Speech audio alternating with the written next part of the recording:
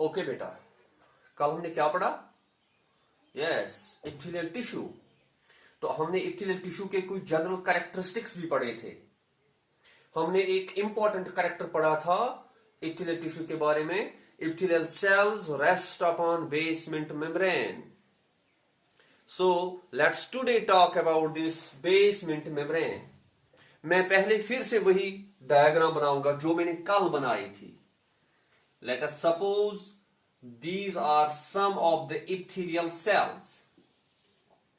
Of course, it is an epithelial tissue. इसके नीचे एक नॉन सेल्यूलर लेयर होता है that is known as basement membrane, जिसके बारे में हम आज बात करेंगे। तो बेसमेंट मेम्ब्रेन के नीचे लूज कनेक्टिव टिश्यू होता है। So this is epithelium. This is basement membrane. This is connective tissue जिसको हम लेमिना प्रोप्रिया कहते हैं। इसको हमने कल पढ़ा था। तो आज हम डिटेल में पढ़ेंगे ये बेसमेंट मेम्ब्रेन होता क्या है। सबसे पहले इसको डिफाइन करेंगे। Basement membrane is a thin fibrous, इसमें फाइबर्स होते हैं। It's a thin, fibrous and non-cellular layer that separates epithelium from underlying connective tissue, which is otherwise known as lamina propria. तो इसको हम यहां पे नोट करेंगे। Basement membrane is a membrane. It is a thin, fibrous. It is a thin, fibrous and non-cellular layer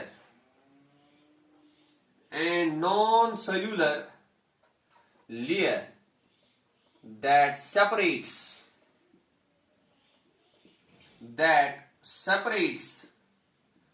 epithelium from underlying connective tissue,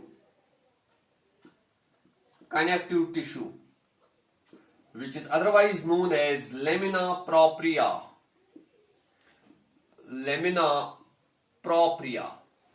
यह है बेटा इसकी definition. Now we will go through the details of this basement membrane. सबसे पहले हम इसका structure पढ़ेंगे और उसके बाद इसकी function. So far as its structure is concerned, structure of basement membrane. This basement membrane, which lies between epithelium and lamina propria, underlying connective tissue. This basement membrane is actually formed of two layers. It is itself formed of two layers. First layer is known as basal lamina. First layer is known as basal lamina and second layer is known as reticular lamina. These are the two sublayers of this basement membrane of this non-cellular layer. Basal lamina क्या होता है?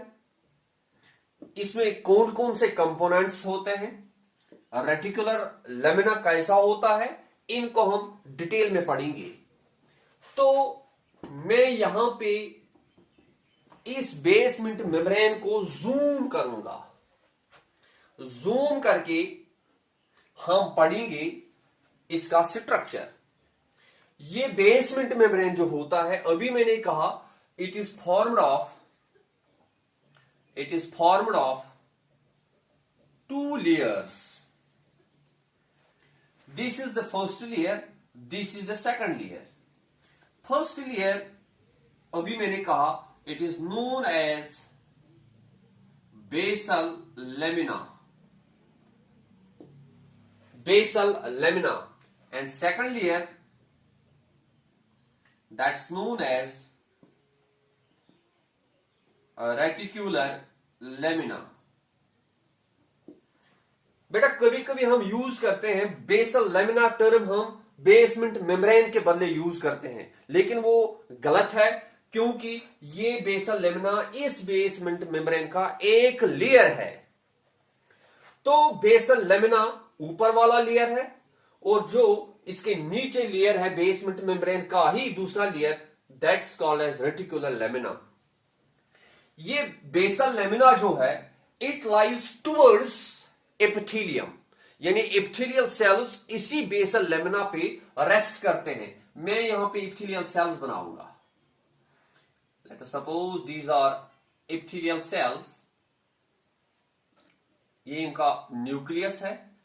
इसके नीचे जो layer है that is basal lamina, और उसके नीचे जो लेयर है that is reticular lamina. So reticular lamina lies towards this lamina propria. Lamina propria. Okay.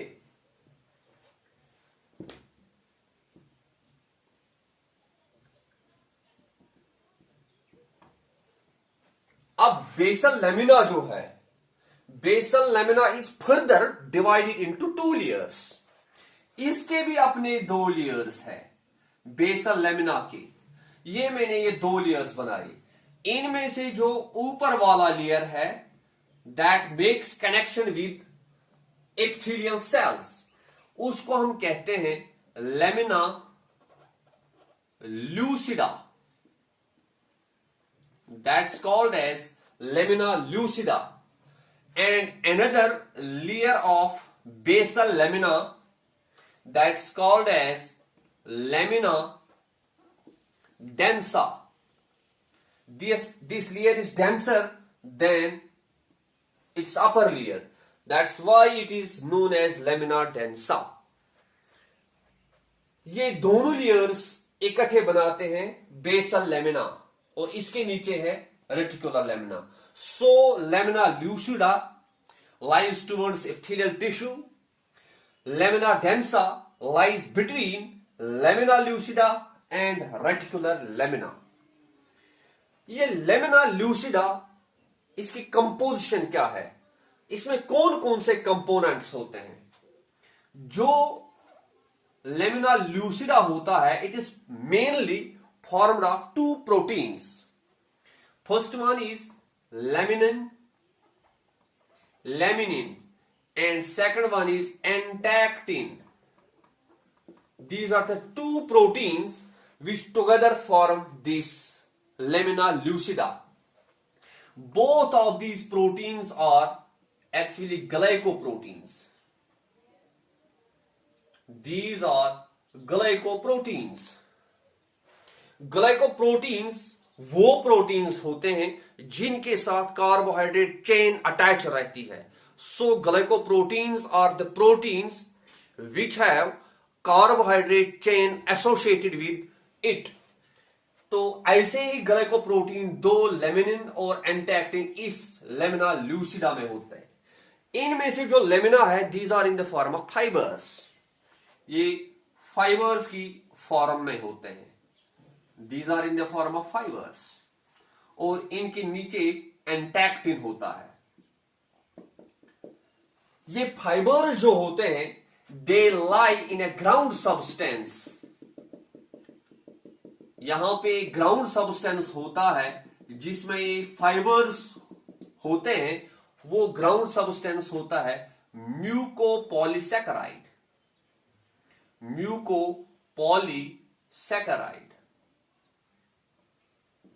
Mucopolysaccharide ये पॉलीसैकेराइड होता है, carbohydrate. Okay, it's formed of sugar, we can say disaccharide units. Okay, mucopolysaccharide इसका ground substance बनाता है, जिसमें ये laminin fibres और एंटैक्टिन होता है, ग्लाइकोप्रोटीन्स। लेमिना डेंसा जो है, it is formed of another protein. ये भी प्रोटीन का बना होता है। That protein is known as collagen type 4। Collagen type 4 ये एक प्रोटीन है जिसका नाम है कोलेजन टाइप 4। हमारे पास बहुत सारे कोलेजन के टाइप्स होते हैं, कोलेजन 3, कोलेजन 7, कोलेजन 4। तो ऐसे ही इसमें कोलेजन 4 होता है। These fibers form a network. These form a network in this layer. So second layer, lamina densa, is formed of collagen 4 proteins. It's a class of proteins, collagen 4. These are in the form of fibers, and fibers together form a network. Okay. इसके बाद जो reticular lamina है, reticular lamina is formed of 2 proteins. Reticular lamina is formed of 2 proteins. First one is collagen type 3। Collagen type 3। Collagen type 3 is also known as reticular fibers. These are also in the form of fibers. These are also in the form of fibers, जिनको हम reticular fibres कहते हैं। These fibers also form a network. These also form a network.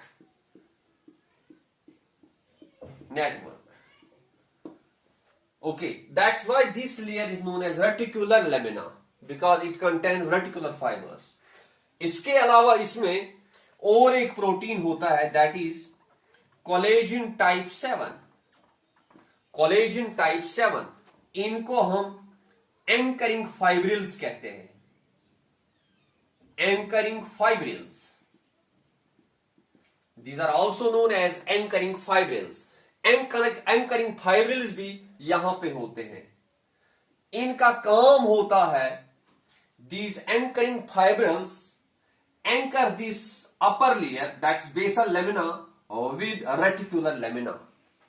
ये इन 2 layers को आपस में bind करते हैं, ये reticular fibres, collagen 7 type protein.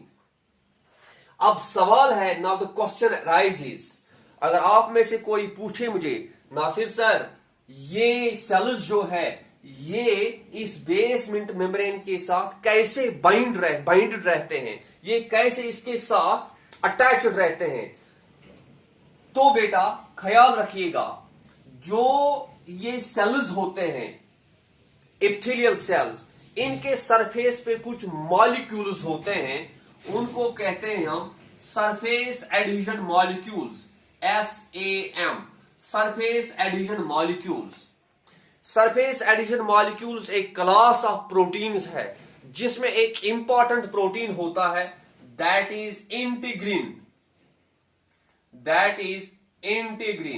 ये इंटीग्रीन होता है on the surface of epithelial cells. ये इंटीग्रीन इन सेल्स को, एपिथेलियल सेल्स को बाइंड करते हैं इस बेसल लेमिना के साथ। बेसल लेमिना का जो पहला लेयर है, लेमिना लूसिडा के साथ।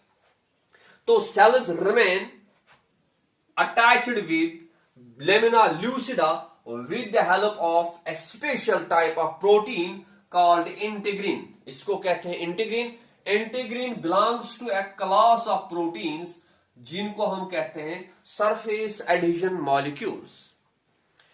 तो ये लेमिना ल्यूसिडा भी इसी तरह से दूसरे लेयर के साथ बाइंड रहता है, लेमिना डेंसा के साथ। कैसे? मैंने पहले ही कहा, lamina lucida is formed of laminin and entactin. Laminin fibre जो होते हैं, इनमें कुछ फाइबर्स नीचे चले जाते हैं। किसमें? लेमिना डेंसा में। इन फाइबर्स की मदद से ये लेमिना डेंसा इसके साथ अटैच रहता है, ये सेल्स के साथ अटैच रहता है with the help of integrin.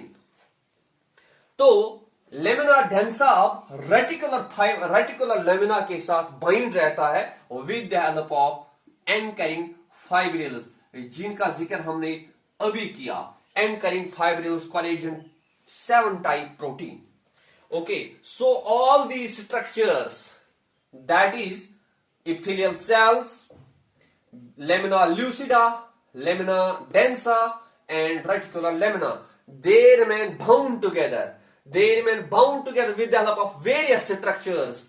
Integrin, which bind epithelial cells with lamina lucida, laminin, which binds this lamina lucida with lamina densa, anchoring fibrils, or we can say collagen type 7 proteins. These bind lamina densa with reticular lamina. In this way, all of these structures are bound together. ये है इसका structure. अब question arise होता है, ये इतने components आते कहां से हैं? तो सबसे पहले जो लेमिनिन और एंटैक्टिन है, जिनको हम ग्लाइकोप्रोटीन्स है, और ये mucopolysaccharide, these two things are secreted by epithelial cells. And जो कोलेजन टाइप प्रोटीन्स है, collagen proteins, these are secreted by this underlying connective tissue. So now we will discuss about the function of this basement membrane. First function, its primary function is to anchor down.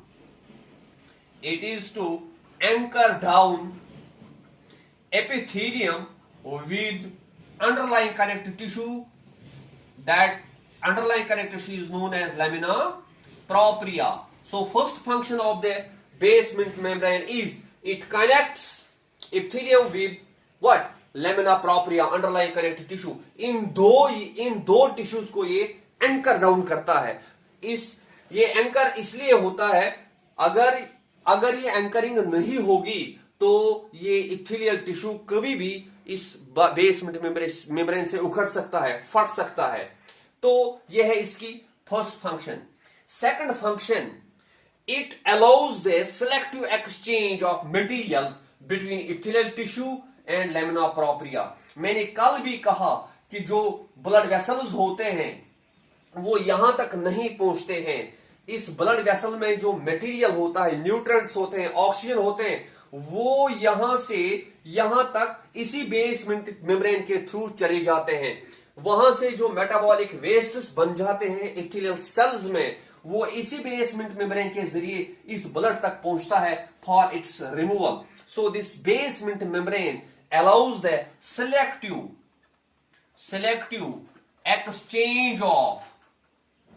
selective exchange of materials between two types of tissues, that is epithelium and connective tissue, underlying connective tissue. This is about the structure and functions of basement membrane. Okay, this is all for today.